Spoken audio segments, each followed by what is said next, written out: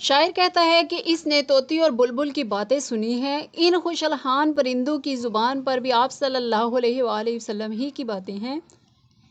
کائنات کی ہر چیز جہاں خدا کی حمد و ثنا بیان کرتی ہے، وہاں اس کائنات کا ذرہ ذرہ حضور اکرم صلی اللہ علیہ وآلہ وسلم پر درود و سلام بھی پڑھتا ہے، کیونکہ اللہ تعالیٰ کا فرمان ہے کہ ہم نے آپ صلی اللہ علیہ وآلہ وسلم کے ذکر کو بلند فرمایا۔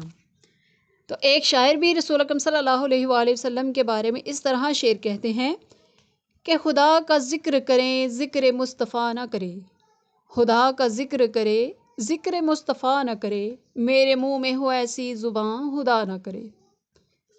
تو اب ہم چلیں گے اس نظم کے شعر نمبر 3 کی جانب۔ تو شعر نمبر 3 ہے: جیوں تیرے در پر مروں تیرے در پر، یہی مجھ کو حسرت یہی آرزو ہے۔ تو الفاظ معنی ہے: جیوں زندہ رہوں، حسرت خواہش، در دروازہ یا چوکٹ، آرزو تمنا۔ تو چلتے ہیں شعر کی تشریح کی جانب۔ تو تشریح لکھنے سے پہلے ہم شاعر نظم کا نام لکھیں گے، شاعر کا نام لکھیں گے اور اس شعر کا مفہوم بیان کریں گے کہ اے نبی صلی اللہ علیہ وآلہ وسلم، میری حسرت اور آرزو ہے کہ میں آپ صلی اللہ علیہ وآلہ وسلم کے در پر ہی جیوں اور مجھے موت بھی آپ صلی اللہ علیہ وآلہ وسلم کے در پر ہی آئے۔ تو اس شعر کی تشریح کچھ یوں ہوگی کہ آپ صلی اللہ علیہ وآلہ وسلم کی محبت ہر مومن کے دل میں زندہ ہے، مومن کے ایمان کا حصہ ہے۔ آپ صلی اللہ علیہ وآلہ وسلم کی محبت کے بغیر ایمان نامکمل ہے۔ اسی تعلق کی وجہ سے ہر ایک کی یہی خواہش ہوتی ہے کہ وہ نبی کریم صلی اللہ علیہ وآلہ وسلم کے در پر ہی اپنی زندگی گزارے۔